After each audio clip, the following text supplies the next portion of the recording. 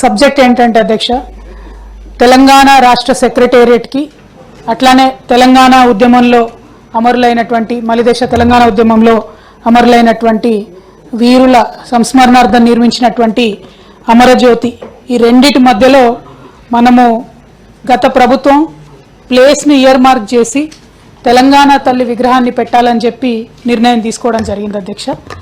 ఇప్పుడు వచ్చినటువంటి ప్రభుత్వం మరి తెలంగాణ తల్లి స్టాచ్యూ ప్లేస్లో గౌరవ భారతదేశ పూర్వ ప్రధానమంత్రి రాజీవ్ గాంధీ గారి స్టాచ్యూ పెడతామని చెప్పి నిర్ణయం చేసుకొని నిన్న అక్కడ ఫౌండేషన్ స్టోన్ వేయడం జరిగింది అధ్యక్ష.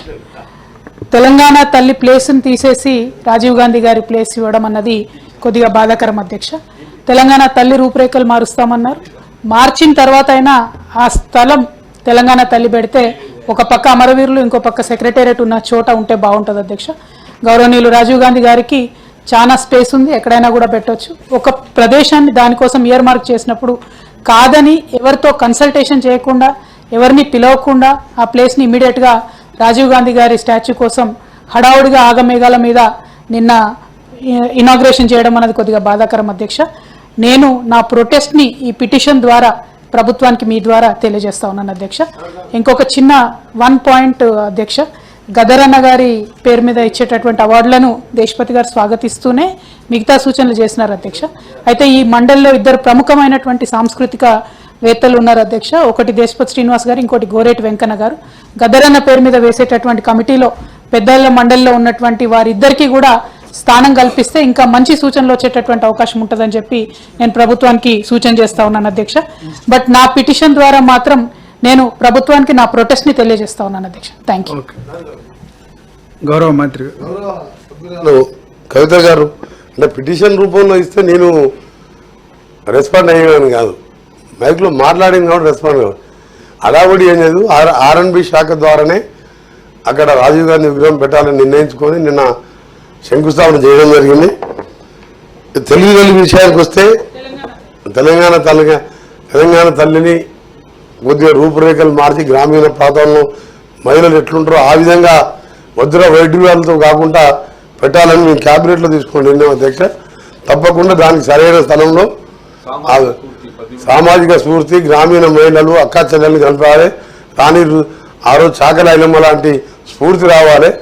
ఇది బంగారం వజ్ర వైఢూర్యాలు కిరీటాలు పెట్టుకునే తెలంగాణ కాదు, బతుకు ఎలా ఇప్పుడిప్పుడే బాగుపడాలి అనే ఆలోచనతో కష్టపడి పనిచేస్తున్నాం. దాన్ని కూడా వాళ్ళు సహకరిస్తే మంచిదని చెప్పి గౌరవ సభ్యులు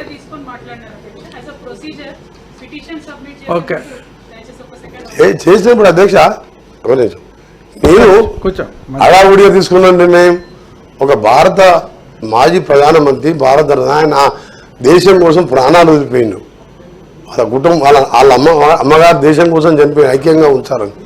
అలాంటి మహనీయుని విగ్రహం పెట్టినప్పుడు అభ్యంతరం చెప్పకూడదు. తెలంగాణ తల్లి విగ్రహం కావాలంటే ఎక్కడ కావాలో మీరు కూడా సలహాలు ఇవ్వండి. ఆ కమిటీలో దేశపతి శ్రీనివాస్ గారి సలహాలు తీసుకుంటాం.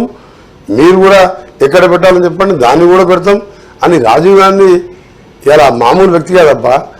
ఆ కాలంలో గ్రామీణ ప్రాంతాల సర్పంచ్లను నేరుగా 2 లక్షలు 3 లక్షలు అకౌంట్లో డైరెక్ట్ అకౌంట్లో వేసేవాడు.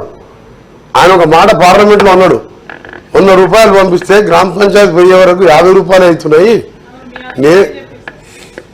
ఆయన ప్రధానమంత్రి శిష్టాన్ని చెప్పి గ్రామీణ ప్రాంతాల అభివృద్ధి కావాలనే మహాత్మా గాంధీ కళలు కన్నా నిజం చేసిన నాయకుడు.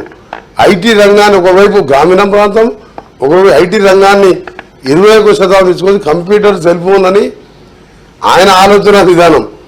అలాంటి వ్యక్తి, దేశం కోసం మరణించిన వ్యక్తి విగ్రహం పెట్టినప్పుడు దాన్ని కాంట్రవర్ట్ చేయడం మంచిది కాదు. ఓకే.